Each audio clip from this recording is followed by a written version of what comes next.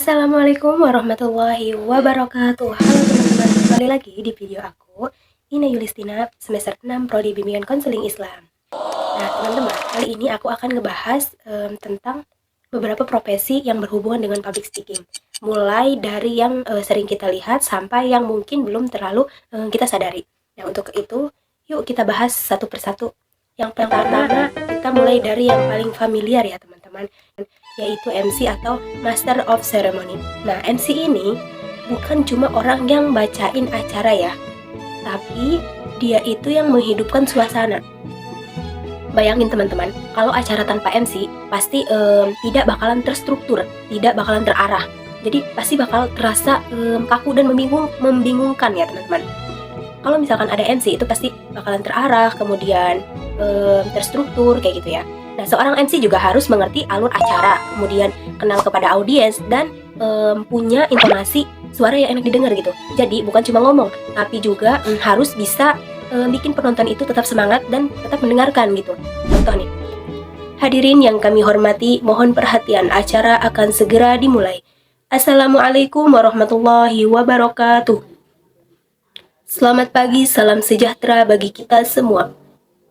Yang terhormat Bapak Adi Kusuma selaku dosen pengampu mata kuliah Public Speaking, dan yang saya hormati teman-teman yang berbahagia. Itu teman-teman contohnya ya. Kemudian yang kedua itu ada reporter. Nah, reporter ini tugasnya mencari atau menyampaikan berita ke masyarakat. Mereka itu turun langsung ke lapangan.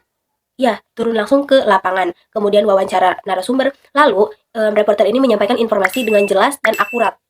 Nah, jadi kemampuan ngomong mereka itu harus jelas, tegas, dan juga mudah dipahami.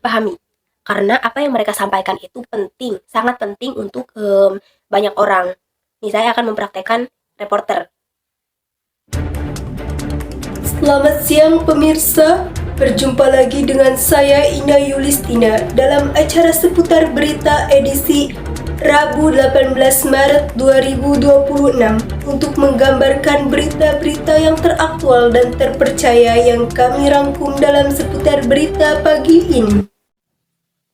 Nah teman-teman, itu contoh dari reporter. Mungkin masih banyak kekurangan ya teman-teman yang saya contohin tadi. Gak apa-apa, saya juga masih belajar ya.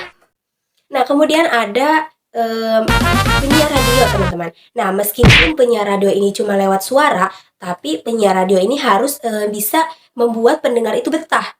Mereka itu harus punya cara bicara yang menarik, ekspresif dan penuh energi teman-teman. Ada beberapa jenis penyiar radio kayak seperti yang santai, kemudian yang penuh karakter, sampai yang spesialis di bidang tertentu juga ada teman-teman. Nah, kunci utamanya itu suara yang enak didengar, kemudian wawasannya luas, dan kemampuan berimajinasi seolah-olah mereka itu sedang mengobrol gitu, sedang mengobrol langsung dengan pendengarnya kayak gitu. Nah, untuk penyiar radio saya tidak bisa mencontohkannya ya teman-teman, mohon maaf. Nah, kemudian profesi yang terakhir itu ada dai atau penyuluh agama teman-teman. Nah, profesi ini itu punya peran yang sangat penting banget, yaitu menyampaikan ajaran agama kepada masyarakat.